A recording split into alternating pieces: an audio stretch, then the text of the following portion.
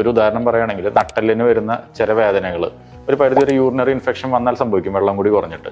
അത് വെള്ളം കൂടി കുറഞ്ഞു, അത് വന്നു, ശരി തന്നെ, അത് മരുന്ന് കഴിച്ചു, അവർ ശരിക്കും ബുദ്ധിമുട്ടിയിട്ടുണ്ടാവുക സമയത്ത് അതൊക്കെ കഴിഞ്ഞു ഇനി ഞാൻ ജീവിതത്തിൽ വെള്ളം കൂടി കുറയ്ക്കില്ല എന്നൊക്കെ തീരുമാനിക്കും. പക്ഷെ ഒന്ന് കാലാവസ്ഥ മാറി ഒന്ന് തണുപ്പ് തുടങ്ങി കഴിഞ്ഞാൽ ഇത് മറന്നുപോകും. അപ്പോൾ ഇത് വീണ്ടും വീണ്ടും വരാതിരിക്കാൻ നമ്മൾ ചെറിയ പൊടിക്കൈകൾ, ഓരോ കണ്ടീഷനും ഓരോന്നാണ്. ചിലപ്പോൾ കൈയിൻ്റെ വേദനയ്ക്ക് വേറെ കാര്യങ്ങളായിരിക്കും, കാലിൻ്റെന് വേറെ കാര്യങ്ങളായിരിക്കും, നടുവിന് വേറെ കാര്യങ്ങളായിരിക്കും.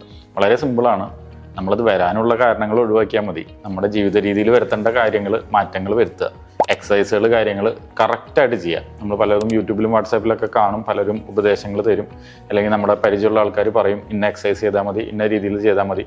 അതെന്താണെന്ന് വെച്ചാൽ എല്ലാവർക്കും ഒരേ എക്സസൈസോ ഒരേ ജീവിത രീതിയിലുള്ള ചേഞ്ചസോ ആയിരിക്കില്ല വേണ്ടി വരിക. മാത്രമല്ല മെയിനായിട്ട് പറ്റുന്നൊരു അബദ്ധം എന്താണെന്ന് വെച്ച് കഴിഞ്ഞാൽ ഇത് നമ്മൾ മറന്നുപോകും. മറന്നുപോകുന്ന വെച്ചാൽ എക്സസൈസ് ചെയ്യാനോ അല്ലെങ്കിൽ നടക്കാനോ എല്ലാം മറക്കുന്നത്, അല്ലെങ്കിൽ ലൈഫ് സ്റ്റൈൽ ചേഞ്ചസോ എല്ലാം മറക്കുന്നത്.